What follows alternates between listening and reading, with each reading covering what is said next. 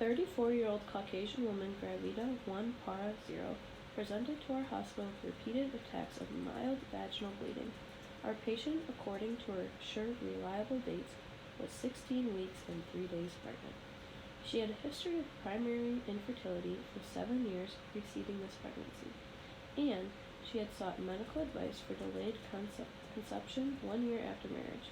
Male factor infertility was excluded by a single semen analysis, and she was informed that her hysterosalpinography was quite normal. She was given medical treatment that she could not recall to improve her cycles. These were infrequent, and irregular over the last 5 years. She used these medications for about 4 months, after which she reported some improvement in her cycles, but conception did not occur. A hormonal profile was ordered, and our patient was examined transvaginally by ultrasound. Subsequently, she was informed that she had bilateral polycystic ovarian syndrome. Her physician prescribed clomiphene citrate, Clomid Global Napi Egypt, 100 milligrams for 5 days, beginning on the 2nd day of her cycle. Our patient continued taking the drug without ovulation monitoring, and the regimen was repeated with an increased dose up to 200 milligrams daily for 6 successive months. Laparoscopic ovarian drilling was performed, and our patient resumed clomiphene citrate 3 months after the operation without prescription. 2 months prior to admission, she took 250 milligrams of clomiphene citrate, 5 tablets per day, beginning from the 2nd day onwards until the 13th day of the cycle. Our patient had missed a period immediately after this haphazard regimen. Pregnancy was confirmed by a urine pregnancy test, then by a transvaginal ultrasonographic examination that was carried out 6 weeks and 3 days after her last menstrual period. According to this ultrasound report, the gestational sac corresponded to 7 weeks of gestation. However, there was no comment regarding the presence of theca lutein ovarian cysts. She did not follow up with her pregnancy until she reached the 16th week of gestation. At that time, she experienced recurrent attacks of vaginal bleeding that she described as mild and dark-colored. Apart from her pallor and tachycardia, our patient appeared quite normal on general examination.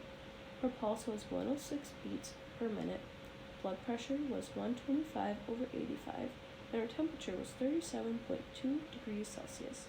Abdominally, her uterine fundal level was equivalent to 28 weeks, and the uterus was dewy in consistency in most of its mass.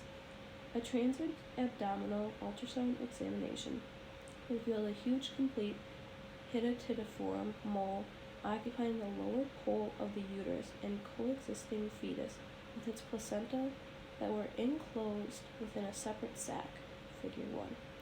Our patient was admitted to our hospital, and full laboratory investigations were ordered. Her blood test results revealed microcytic hypochromatic anemia, and her hemoglobin levels was 9.6 grams per deciliter. Other investigations were normal. In spite of her testing positive, her serum beta-HCG level was relatively low for a patient with complete molar pregnancy, 8,354 milli-international units per milliliter, and 7,799 milli-international units per milliliter in 2 serum samples drawn 2 days apart. The technician did not suspect any technical error, and he confirmed the accuracy of the results. However, we considered the possibility of falsely low results, and accordingly, a senior specialist was consulted. She reported the test with serial delusions, and beta-HCG was found to be 1.876 million milli-international units per milliliter. Our patient was consulted about the risk of continuation of this pregnancy and the low possibility of fetal survival. However, our patient refused intervention and insisted on conservation. Prognosis: complete hydatidiform mole.